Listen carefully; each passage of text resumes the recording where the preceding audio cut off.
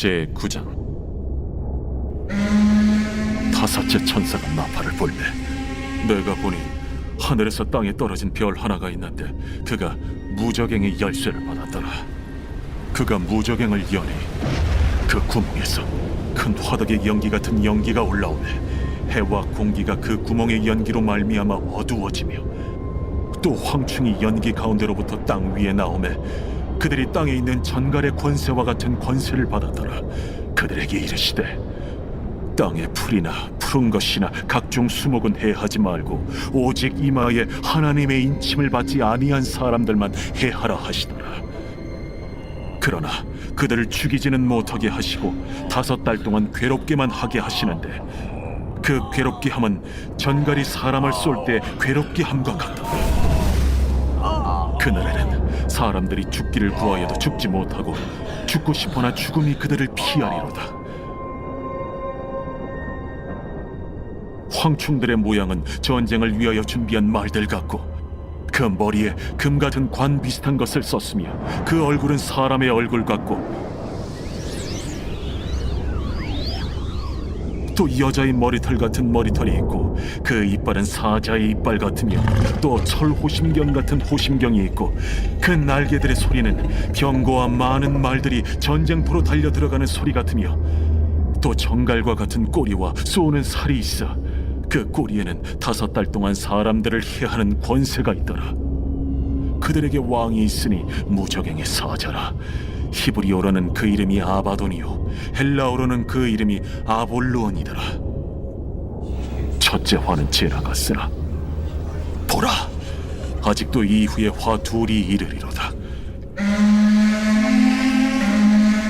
여섯째 천사가 나팔을 불매 내가 들으니 하나님 앞 금제단 네 뿔에서 한 음성이 나서 나팔 가진 여섯째 천사에게 말하기를 큰 강 유브라데에 결박한 내 천사를 놓아주라. 내 천사가 놓였으니 그들은 그 연월일 시에 이르러 사람 3분의 1을 죽이기로 준비된 자들이더라. 마병대의 수는 2만만이니 내가 그들의 수를 들었더라. 이 같은 환상 가운데 그 말들과 그 위에 탄 자들을 보니 불빛과 차주빛과 유황빛 호심경이 있고 또 말들의 머리는 사자 머리 같고 그 입에서는 불과 연기와 유황이 나오더라.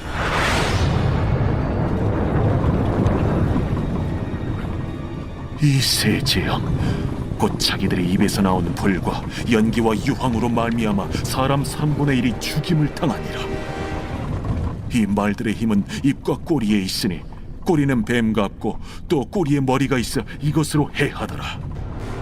이 재앙에 죽지 않고 남은 사람들은 손으로 행한 일을 회개하지 아니하고 오히려 여러 귀신과 또는 보거나 듣거나 다니거나 하지 못하는 그 문통과 목석의 우상에게 절하고 또 그 살인과 복술과 음행과 도둑질을 회개하지 아니하더라.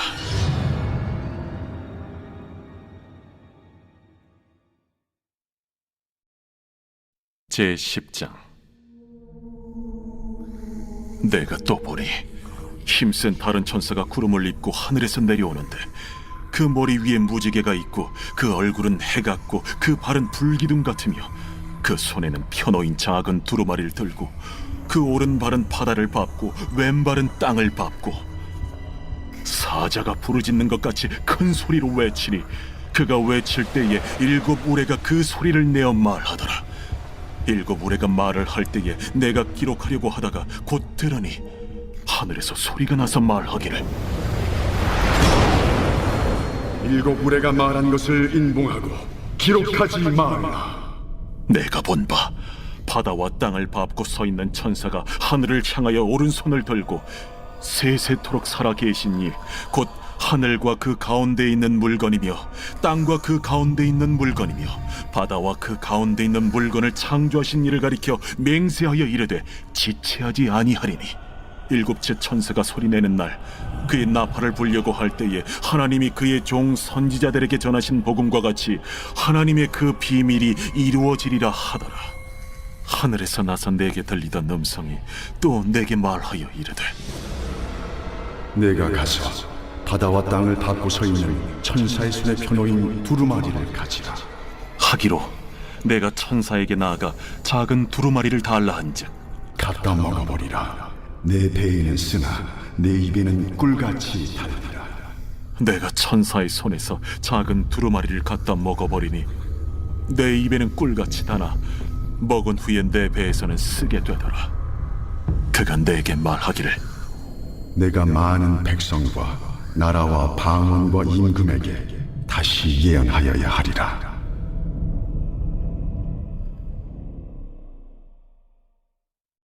제11장.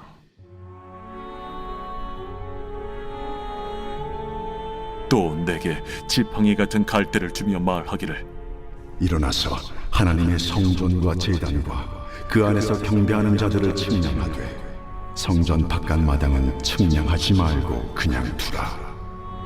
이것은 이방인에게 주었은즉 그들이 거룩한 성을 42달 동안 짓밟으리라. 내가 나의 두 증인에게 권세를 주리니 그들이 굵은 베옷을 입고 1260일을 예언하리라.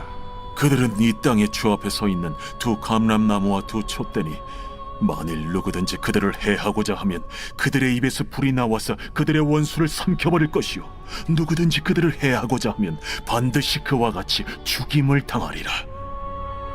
그들이 권능을 가지고 하늘을 닫아 그 예언을 하는 날 동안 비가 오지 못하게 하고 또 권능을 가지고 물을 피로 변하게 하고 아무 때든지 원하는 대로 여러 가지 재앙으로 땅을 치리로다. 그들이 그 증언을 마칠 때에 무저갱으로부터 올라오는 짐승이 그들과 더불어 전쟁을 일으켜 그들을 이기고 그들을 죽일 터인즉 그들의 시체가 큰 성 길에 있으리니 그 성은 영적으로 하면 소돔이라고도 하고 애굽이라고도 하니 곧 그들의 주께서 십자가에 못 박히신 곳이라. 백성들과 족속과 방언과 나라 중에서 사람들이 그 시체를 사흘 반 동안을 보며 무덤에 장사하지 못하게 하리로다.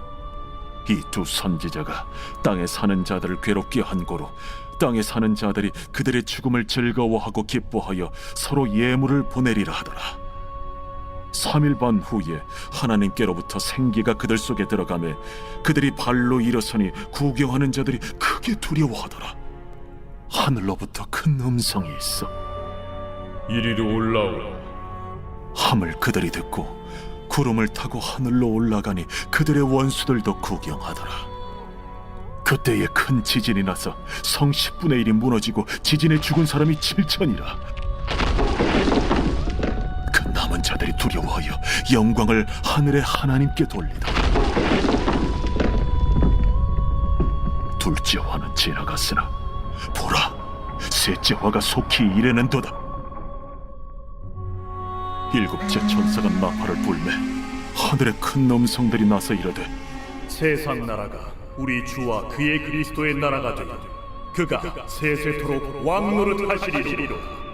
하나님 앞에서 자기 보좌에 앉아있던 24장로가 엎드려 얼굴을 땅에 대고 하나님께 경배하여 감사하옵나니 옛적에도 계셨고 지금도 계신 주 하나님 곧 전능하신 이여 친히 큰 권능을 잡으시고 왕노릇하시도다. 이방들이 분노하며 주의 진노가 내려 죽은 자를 심판하시며 종 선지자들과 성도들과 또 작은 자든지 큰 자든지 주의 이름을 경외하는 자들에게 상 주시며 또 땅을 망하게 하는 자들을 멸망시키실 때로소이다. 이에 하늘에 있는 하나님의 성전이 열리니 성전 안에 하나님의 언약궤가 보이며 또 번개와 음성들과 우레와 지진과 큰 우박이 있더라.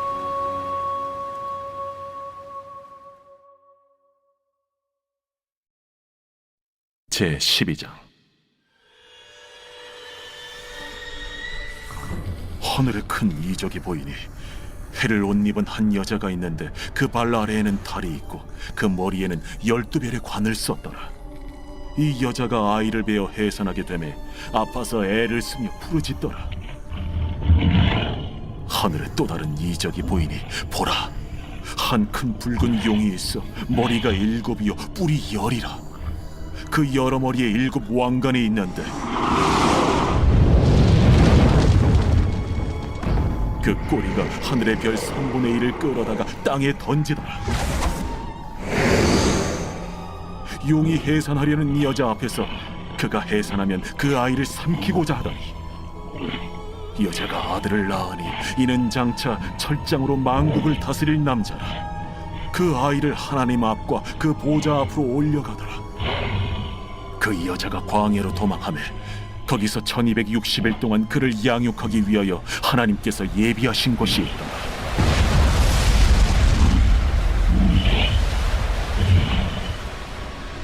하늘에 전쟁이 있으니 미가엘과 그의 사자들이 용과 더불어 싸울세. 용과 그의 사자들도 싸우나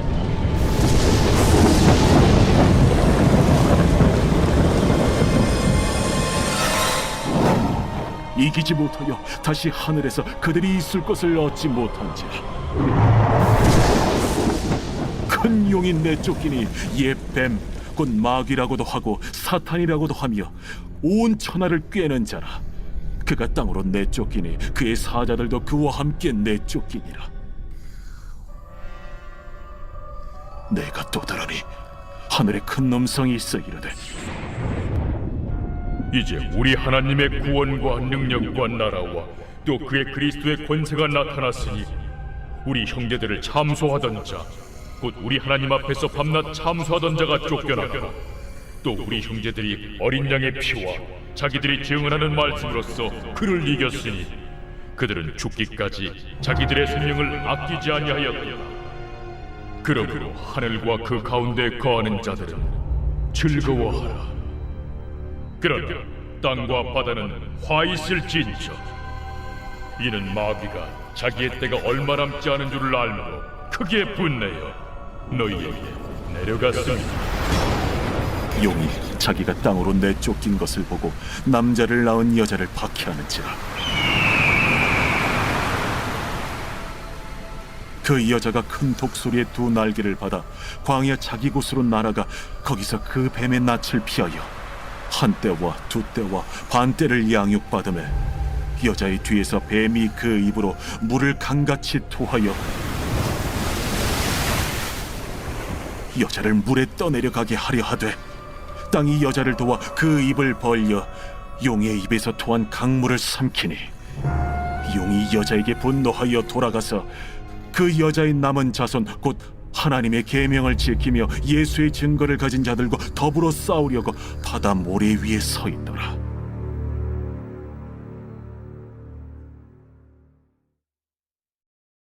제52편 다윗의 마스길 인도자를 따라 부르는 노래.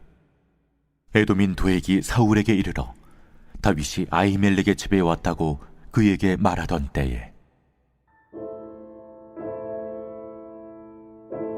포악한 자여, 네가 어찌하여 악한 계획을 스스로 자랑하는가? 하나님의 인자하심은 항상 있도다. 내 혀가 심한 악을 꾀하여 날카로운 삭도같이 간사를 행하는도다. 내가 선보다 악을 사랑하며 의를 말함보다 거짓을 사랑하는도다. 간사한 혀여, 너는 남을 해치는 모든 말을 좋아하는도다. 그런즉 하나님이 영원히 너를 멸하시며 너를 붙잡아 내 장막에서 뽑아내며 살아있는 땅에서 내 뿌리를 빼시리로다. 의인이 보고 두려워하며 또 그를 비웃어 말하기를 이 사람은 하나님을 자기 힘으로 삼지 아니하고 오직 자기 재물의 풍부함을 의지하며 자기 악으로 스스로 든든하게 하던 자라 하리로다. 그러나 나는 하나님의 집에 있는 푸른 감람나무 같으며 하나님의 인자하심을 영원히 의지하리로다. 주께서 이를 행하셨으므로 내가 영원히 주께 감사하고 주의 이름이 선하심으로 주의 성도 앞에서 내가 주의 이름을 사모하리이다.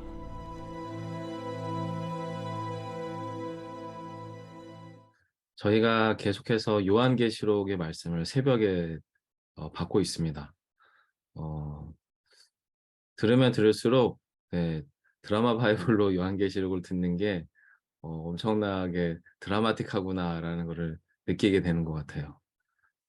오늘 9장이잖아요, 여러분. 이 9장은 앞에 있는 8장과 연결됩니다. 8장 후반 부분에도 재앙 몇 가지가 등장을 하거든요. 그리고 이 8장과 9장으로 이어지는 재앙의 이미지는 아마도 이 본문을 기록한 저자인 요한이 환상 중에 그 그 구약 출애굽의 이미지와 매우 겹쳐요. 즉 출애굽의 재앙 이미지가 이제 9장까지 이어져 가는 거죠. 8장에서의 재앙을 보면 우박, 피, 쓴물, 그리고 어둠의 재앙들이 등장을 하잖아요. 모세 때의 출애굽의 재앙의 이미지와 매우 유사합니다.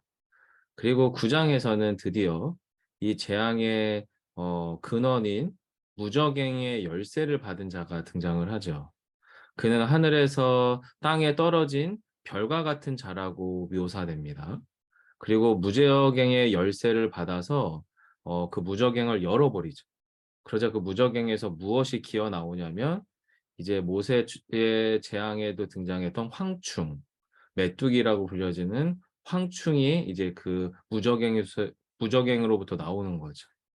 그렇게 황충의 재앙이 이제 쏟아져 나오는 게 9장의 시작이에요. 근데 여러분, 이 앞선 모든 재앙들은 모세 시대 때의 재앙과는 비교가 되질 않습니다. 더 강렬하고요, 더 파괴적입니다. 그리고 그들의 핍박과 박해의 대상은 전 세상을 대상으로 하지요. 특별히 이마에 하나님의 인침을 받지 않은 자들에 대한 심판일 것을 지금 본문은 묘사하고 있어요. 6번째 나팔이 불리자 앞선 네 재앙의 기수였잖아요. 전쟁, 정복, 기근, 죽음이 다시 온 세상을 덮어버립니다. 하지만 이 9장 후반부에서 뭐라고 이야기하냐면 이 세상은, 이 나라와 이 권세들은 결코 회개하지 않고 여전히 우상 숭배하며 모든 제약으로부터 떠나지 않았다라고 하는 것이 9장의 결론 부분이었습니다. 이어서 10장에서는 전혀 다른 이미지가 펼쳐지는데요. 온 세상, 위로는 하늘, 아래로는 바다와 땅, 여기를 완전히 딛고 서 있는 아주 거대한 천사가 등장을 하고요. 이 거대한 천사 손 안에 아주 작은 두루마리 하나가 있는데, 이번에 두루마리의 특징은 뭐냐면 열려 있습니다. 앞에서 이미 인을 다 뗐고, 그리고 인을 떼고 나서 말씀이 선언될 때 나팔이 다 불려졌기 때문에 이제 이 두루마리가 어떻게 활짝 열린 거죠. 그 손 안에 있는 열린 두루마리를 가지고 있는데, 하늘로부터 요한에게 너가 가서 그 두루마리를 달라고 이야기하고 이 두루마리를 너가 받아서 먹으라라고 이야기합니다. 그래서 요한은 그 천사가 건네준 어린 양의 두루마리를 먹고 백성과 나라와 임금들에게 예언을 하게 되지요. 그리고 그렇게 이어지는 예언은 재앙을 포함하기도 하지만 하나님의 나라에 대한 예언이더라고요. 그게 여러분 11장이에요.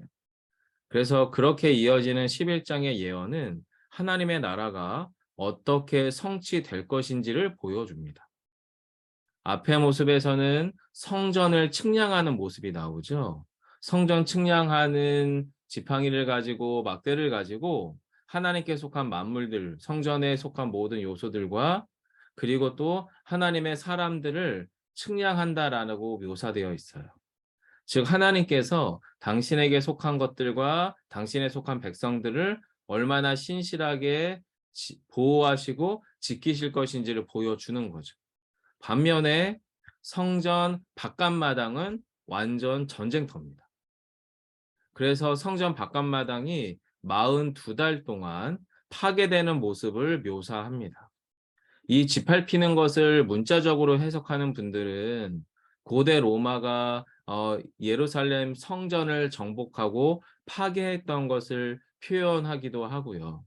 하지만 본문의 이야기는 물론 로마 시대에 박해받던 그리스도인들을 1차 독자로 하고, 본문의 내용들의 가장 첫 번째 해석자들은 그 로마 시대 때 순교와 박해 현장에 있던 초대교회 그리스도인들이긴 하지만, 이 본문의 전체적인 영적 의미와 맥락을 살펴보면 오히려 성전 바깥마당은 주님께서 재림하시기 이전까지의 세상을 상징한다라고 볼 수 있습니다.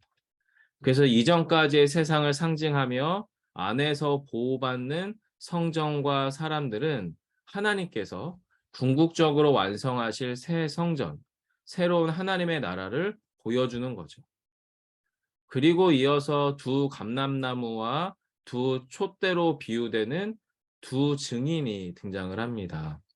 어떤 이들은 이 두 증인이 실제 예언자라고 이야기하고 심지어는 자신들이 예언자라고 말을 하는데 그런 의미는 아니고요. 감람나무와 보통의 촛대라고 하는 신학적 해석의 비유는 교회를 상징합니다. 즉, 두 증인은 신약 시대 복음을 전파할 교회들을 가리키는 것 같아요. 마지막 시대의 교회의 예언자적 역할을 드러내는 거죠. 그런데 다니엘 7장에서도 등장하는 무정행으로부터 올라오는 짐승이 이 두 증인을 죽이고 맙니다. 그리고 세상은 앞서서 출애굽의 재앙에서도 회개하지 않고 더 많은 악과 우상 숭배를 행했던 것처럼 모든 백성과 족속, 방언과 나라들이 그 증인들의 죽음을 기뻐하고 즐거워한다라고 묘사됩니다. 그런데 하나님께서 이 열린 두루마리를 먹고 성전 바깥에 증인으로 섰던 그들을 다시 살리셔요. 되살리시는 거죠. 마치 하나님의 어린 양이신 예수 그리스도께서 부활하셨던 것처럼 말입니다. 그들의 부활 사건 이후에 마침내 사람들이 하나님의 영광을 깨닫고 예수께로 돌아오는 일이 일어나기 시작합니다. 진짜 회개가 일어나는 거죠. 그렇게 예수께서 왕 되신 나라가 확연히 드러나게 되고 바로 그때 하늘에 있던 성전이 열리고 하나님의 언약궤가 보이며 하나님의 권능이 임하게 되는 것이 11장 마지막의 내용입니다. 하지만 여러분, 이 땅에서 부활의 신비를 보여주는 교회의 영광은 최종적인 완성이 아닙니다. 최종 승리의 모형이죠. 왜냐하면 모든 악의 근원인 어두움의 영, 사단과의 최종 전쟁이 남았기 때문이에요. 12장에서 여자의 후손으로 오시는 메시아와 창세기 3장의 뱀이 용으로 묘사된 악한 어둠의 영과의 천상의 전쟁이 이어서 12장에서 묘사됩니다. 그렇게 최후의 전쟁이 마지막의 때에 이루어지는 거죠. 성도 여러분, 저희는 요한계시록을 읽으면서 도대체 이 사건들이 실제 역사 안에서는 언제 어떻게 일어나는 것이야? 라고 하는 질문이 일어날 수 있을 것 같아요. 그리고 이런 비유들은 도대체 누구를 가리키는 걸까? 이런 생각이 드실 수도 있는데 기본적으로 이 요한계시록을 읽어 나아가실 때에는 이 편지글을 처음 받아보던 초대교회 그리스도인들의 입장에서 바라봐 주시면 좋겠습니다.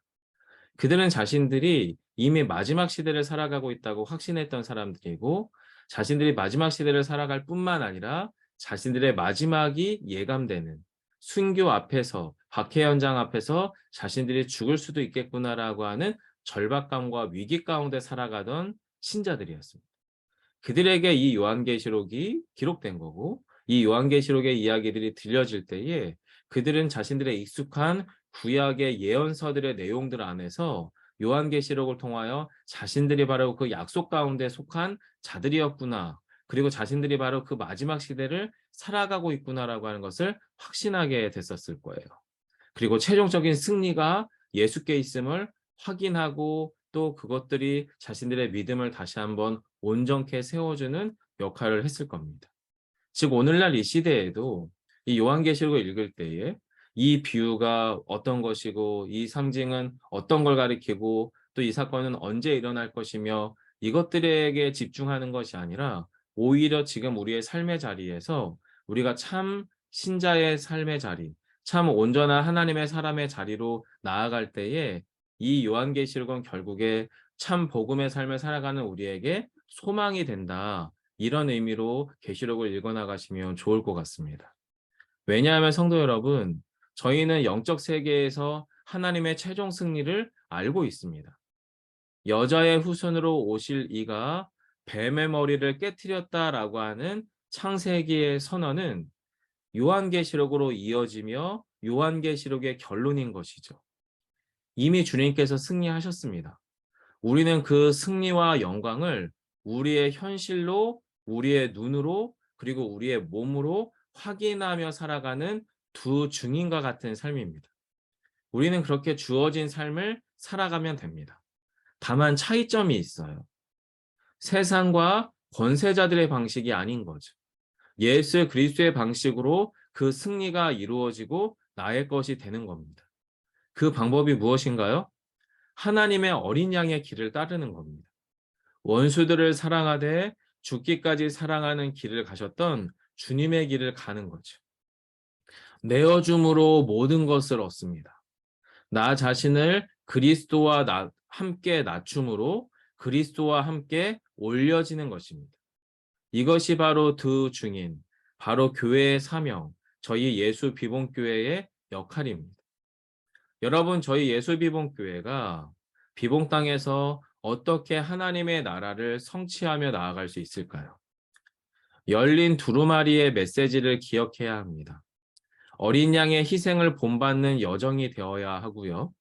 그리고 우리 삶의 자리에서 주님과 함께 살고 또 주님과 함께 죽을 때 주님께서 우리 안에 부활의 역사, 참 복음의 역사를 회복시키실 겁니다. 그리고 우리가 그렇게 주님과 함께 살아간다는 것은 주님의 마음, 주님의 정신, 주님의 태도로 세상을 이기겠다라고 하는 믿음의 결단이 필요합니다. 이 믿음의 결단이 우리 안에서 온전히 이루어질 때 하나님께서는 비봉 땅과 그 땅에 속한 주의 백성들을 주님께로 돌이키실 것입니다. 요한계시록의 이야기가 우리에게 두려움의 이야기가 아니라 소망과 믿음의 결단의 이야기가 되기를 소망하고요. 오늘 하루도 주 안에서 승리하시는 여러분 되시기를 간절히 축원합니다. 오늘 저와 여러분에게 주신 말씀은 요한계시록 10장 9절에서 11절입니다. 내가 천사에게 나아가 작은 두루마리를 달라 한즉 천사가 이르되 갖다 먹어 버리라. 내 배에는 쓰나 내 입에는 꿀같이 달리라 하거늘 내가 천사의 손에서 작은 두루마리를 갖다 먹어버리니 내 입에는 꿀같이 다나 먹은 후에 내 배에서는 쓰게 되더라. 그가 내게 말하기를 내가 많은 백성과 나라와 방언과 임금에게 다시 예언하여야 하리라 하더라. 여러분, 이 말씀 가운데서 이렇게 기도하시면 좋겠습니다. 주님께서 우리에게 주신 생명의 두루마리, 복음의 비밀을 아는 자로 저희를 부르셨음을 기억합니다.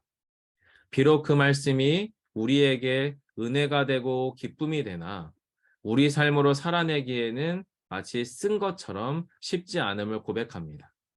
쓰디 쓴 자기 부인과 깨트림이 필요합니다. 타인에 대한 용납과 사랑이 전달되지 않고는 주 예수의 복음이 설명될 수 없음을 기억하게 하소서.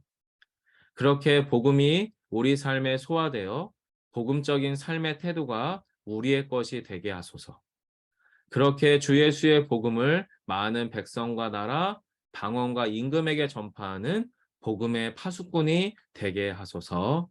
여러분, 이 기도 제목을 가지고요. 저희가 오늘 하루도 그 복음에 속한 자로 주 예수와 함께 걷는 자로 살아가기를 결단하며 다 함께 기도하도록 하겠습니다. 기도합니다. 사랑의 주님, 주님께서 우리에게 주신 생명의 두루마리, 복음의 비밀이 있습니다. 펼쳐진 두루마리처럼 복음의 비밀이 우리 안에서 완전히 성취되었고 또 우리가 그 복음의 비를 아는 자로 저희를 그리스도인으로 부르셨습니다. 하지만 주님, 그 말씀이 귀로 들리고 우리의 심령에 머물 때 저에게는 은혜가 되고 기쁨이 되고 소망이 되지만 그 말씀이 우리의 삶으로 사라질 때에는 배에서 쓰디 쓴 두루마리처럼 우리 삶에서 쉽지 않은 것을 고백합니다. 하나님, 쓰디 쓴 자기 부인이 필요합니다. 자기를 깨트림이 필요합니다. 타인에 대한 용납과 사랑이 전제되지 않고는 우리 안에 찾아온, 우리 안에 담겨진 주 예수의 복음이 설명될 수 없음을 기억합니다. 주님, 주 예수의 복음이 우리의 심령 안에 온전히 소화되게 해주십시오. 우리의 입에만 닿는 복음이 아니라 우리의 귀에만 익숙한 복음이 아니라 그 복음이 우리 안에 녹아져 예수 그리스도의 삶의 태도가, 그 복음적인 삶의 태도가 우리의 것이 되게 하시기를 원합니다. 그렇게 주 예수의 복음을 많은 백성과 나라, 방언과 임금, 우리가 속한 우리의 가정과 우리의 이웃과 사람들에게 온전히 전파하는 복음의 파수꾼이 되게 하여 주옵소서. 아멘. 이어서 가정과 저희 교회 공동체에게 주신 말씀인데요. 시편 52편 8절로 9절입니다. 그러나 나는 하나님의 집에 있는 푸른 감람나무 같으며 하나님의 인자하심을 영원히 의지하리로다. 주께서 이를 행하셨으므로 내가 영원히 주께 감사하고 주의 이름이 선하심으로 주의 성도 앞에서 내가 주의 이름을 사모하리이다. 여러분, 저희가 두 증인으로 참된 교회로 그리고 예수 그리스도의 복음을 소유한 자로 살아가는 것이 결코 쉽지 않습니다. 하지만 시편의 고백처럼 참소하는 자들, 공격하는 자들, 또 믿지 않는 자들 속에서 살아가는 그리스도인의 고백은 그러나로 시작됩니다. 시편 52편 8절이죠. 그러나 나는 하나님의 집에 있는 푸른 감람나무 같으며. 여러분, 이 고백 안에서 저희가 이렇게 기도했으면 좋겠습니다. 기도 제목인데요. 주님, 우리는 오직 하나님께 속하였습니다. 우리의 가정과 교회가 하나님의 영원함에 깊이 뿌리를 두게 하소서. 그 생명의 근원으로부터 결코 시들지 않는 푸르른 감람나무 같게 하사 영원한 생명과 영적 활력을 이 땅에서 누리게 하옵소서. 하나님의 인자하심이 우리의 가정과 교회 안에 넘쳐나게 하소서. 주를 향한 감사와 노래가 항상 가득하게 하시며 주의 이름을 고백하며 사모함이 언제나 마르지 않게 하소서. 여러분, 우리 안에 참 생명과 소망, 기쁨의 근원이 하나님께로 있습니다. 그 하나님께로 깊이 들어가 우리의 가정과 교회를, 공동체를 위해서 다 함께 잠시 기도하도록 하겠습니다. 함께 기도합니다. 사랑의 주님, 저희는 마치 푸르른 감람나무처럼 시냇가에 심겨진 나무처럼 오직 하나님께 속하였습니다. 우리의 가정과 교회가 하나님의 그 영원함 가운데 주님의 참된 소망과 기쁨 가운데 깊이 뿌리를 두었음을 고백하며 또한 더 깊이 뿌리 내리기를 원합니다. 그 생명의 근원으로부터 하나님의 그 영생의 근원으로부터 결코 시들지 않는 푸르른 감람나무 같게 해 주옵소서. 영원한 생명과 영적인 활력을 이 땅 가운데서 누리는 자들이 되게 해주시고 하나님의 인자하심이 우리의 가정과 교회 안에 넘쳐나게 하옵소서. 주를 향한 감사와 노래가 항상 가득하게 하시며 주의 이름을 고백하며 사모함이 언제나 마르지 않게 하셔서 주여, 저희가 주의 그 영원함으로부터 온전한 양식과 양분을 온전히 받아 정말로 푸르른 감람나무 열매처럼 가정 안에서 교회 안에서 아름답게 생명력 넘치게 푸르를 수 있도록 주여 저희를 새롭게 하시고 우리의 가정과 교회를 새롭게 하여 주옵소서. 제가 잠시 기도하겠습니다. 아버지 하나님, 창세기로부터 요한계시록에 이르기까지 하나님의 변함없는 약속은 주께서 승리하셨다라고 하는 승리의 선언입니다. 그리고 주님의 그 승리의 선언은 어쩌면 세상 가운데에서는 패배로 보이고 실패로 보이고 무너지는 것처럼 보이는 정말로 죽은 자 가운데에서 정말로 죽고 부활하는 신비의 과정인 것을 보게 됩니다. 주님, 저희가 하나님의 어린 양이신 예수 그리스도 행하신 그 복음의 비밀을 간직한 자로 오늘도 살아가게 해 주십시오. 그래서 현재 당하는 어려움 가운데에서는 하나님의 위로와 소망을 꿈꾸게 하여 주시고 현재 누리고 있는 기쁨과 소망 가운데에서는 그것이 주님께로부터 온 것임에 대한 겸손함을 잊어버리지 말게 하여 주셔서 주여, 오늘도 주 예수와 더불어 또 주의 생명의 말씀에 깊이 뿌리 내린 푸른 감람나무와 같이 참된 영적 활력과 생명과 기쁨과 소망을 누리는 저희 모두가 우리의 일상이 우리의 가정과 교회가 되게 하시기를 간절히 소망하오며 예수님 이름으로 기도드립니다. 아멘. 여러분, 각자 가져오신 기도 제목들을 따라서 또한 오늘 말씀 가운데 주님께서 주신 마음과 생각이 있다면 그 마음과 생각을 따라 함께 개인 기도하시다가 우리의 일상으로 돌아가도록 하겠습니다. 함께 기도합니다.